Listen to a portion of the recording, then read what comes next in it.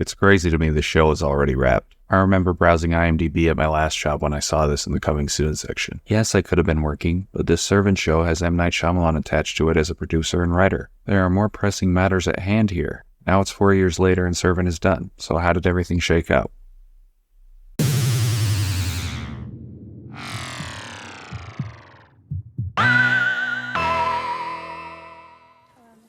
Servant follows a Philadelphian couple who are going through a very dark time in their life. The couple had an infant son who passed away under tragic circumstances, and the wife Dorothy couldn't cope with the loss. She stopped speaking and became catatonic. Her husband Sean and brother Julian tried everything but couldn't bring her back to reality. That was up until a therapist recommended an experimental treatment where they gave Dorothy a realistic doll to care for. This method worked almost immediately, but the problem is Dorothy behaves as if this doll is her real son. Needless to say, this isn't healthy. Still, Sean and Julian aren't the type of guys who enjoy an awkward conversation, so they go along with the charade, to the point of allowing Dorothy to hire a nanny named Leanne, who is more than willing to participate in this lie. The only thing though, shortly after hiring the nanny, the doll is replaced with an actual baby. Sean and Julian are stuck between a rock and a hard place, because they have to tell Dorothy that her real son is dead to expose the fact the baby isn't supposed to be there. Oh, and the nanny that they hired might be a crazy baby kidnapping psycho.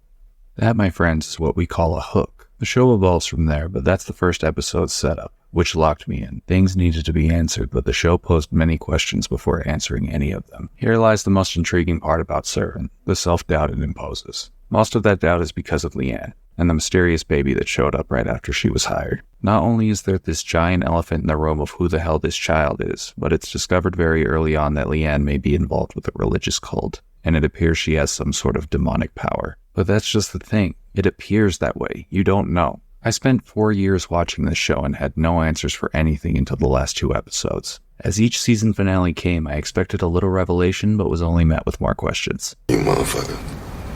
Motherfucker. I like that level of intrigue, but everything would fall apart if I didn't care about the characters, but the performances here prevent that from happening. Oren Ambrose, Toby Kebbell, Nell Tiger-Free, and Rupert Grint are the core 4 in Servant, which is great news because they all embody their roles perfectly. There's this chemistry they have with one another, leading to a great dynamic for the showrunners to utilize. You must believe in the trust that Leanne manages to build with the Turner family for the show to work. The audience has to believe that this family is willing to accept this shady person into their life, and that's not an easy sell. It only works because the actors know what they're doing, and the writers do as well.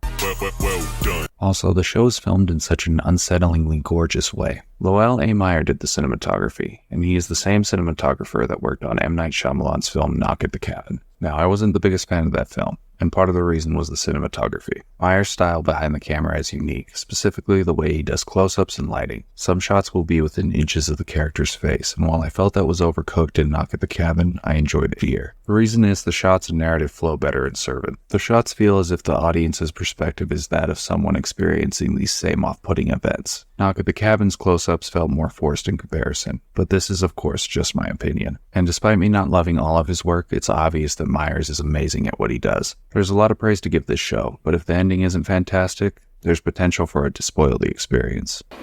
Well, we're waiting.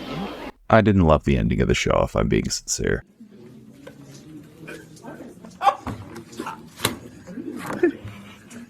No, hold on there.